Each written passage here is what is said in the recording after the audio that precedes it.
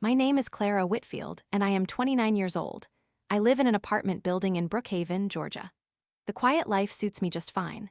I am a graphic designer, and my days are usually filled with colorful computer screens and late-night brainstorming.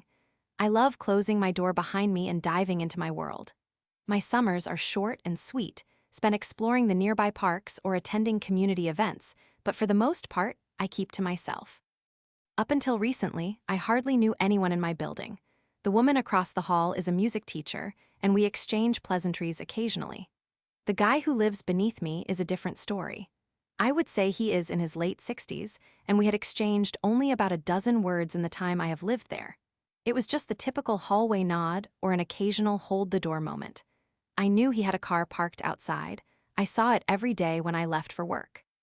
But the thing was, I noticed he had not moved his car in several days.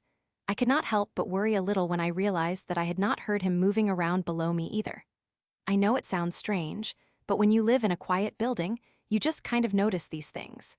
I decided it might be worth mentioning to our building manager, so I casually told him I had not seen the guy in 4B for a while.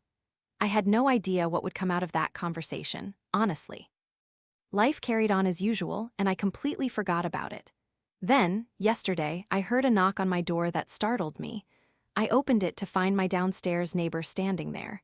He was holding a small tin of biscuits, and I was taken aback for a moment. He told me that the building manager had checked on him after I mentioned his absence. Apparently, he had a fall and had been unable to reach his phone to call for help.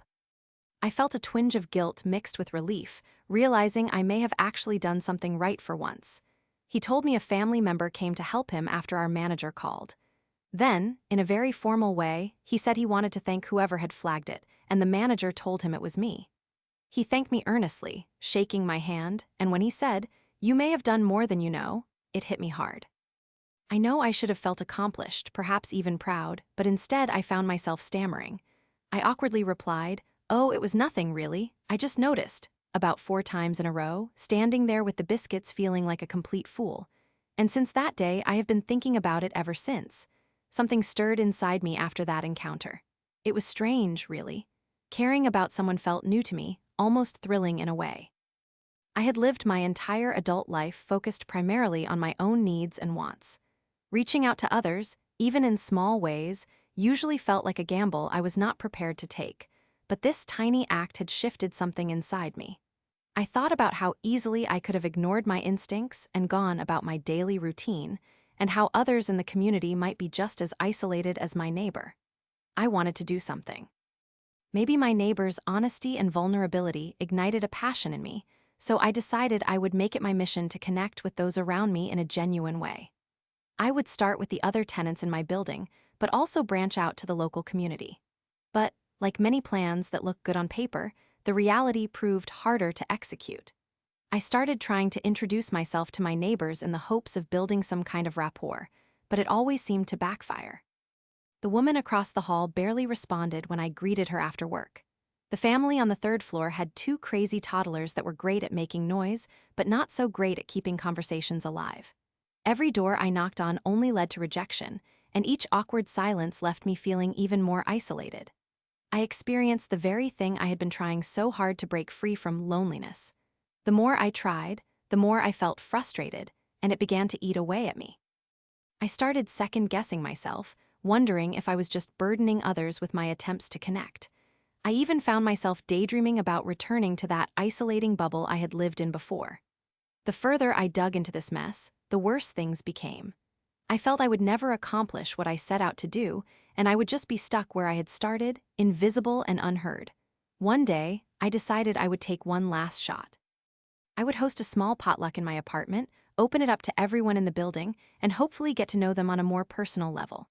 I bought plates, utensils, and ingredients for my grandmother's famous lasagna, and I even baked a cake. I placed flyers on every door, and I was excited to see how it would turn out. But then the day came, and I waited. I was filled with hope, but it slowly drained away. Only one family showed up, the last family I had made awkward small talk with. They brought popcorn and soda, and while it was nice to have someone there, it was not what I had hoped for. The feeling of defeat crept over me as the minutes dragged on. As they left, I stood at my door, alone once more, feeling like the joke had been on me all along. I slumped on my couch, unsure of my next move and feeling like a failure. But while I was sulking in despair, an unexpected knock at my door brought me back to the present. I opened the door to find my downstairs neighbor standing with a smile. He had heard about my potluck from other residents, and he came to check in on me. It turned out that the family that came was too shy to invite more people, and they had been hiding away in their own bubble of silence, similar to mine. My neighbor and I exchanged stories, and before long, I was laughing and enjoying his company, even digging into some cake together. In that moment, I realized that just like me, everyone battles their own struggles. My neighbor had been isolated, yet I had reached out and inadvertently shaken his world, as he said. Connecting with people was about more than hosting events. It was about taking those small steps, just like I had. Little by little, I began to rebuild my confidence when it came to reaching out to others. I started small again, but found ways to connect with other residents, all thanks to my neighbor's nudge out of my comfort zone.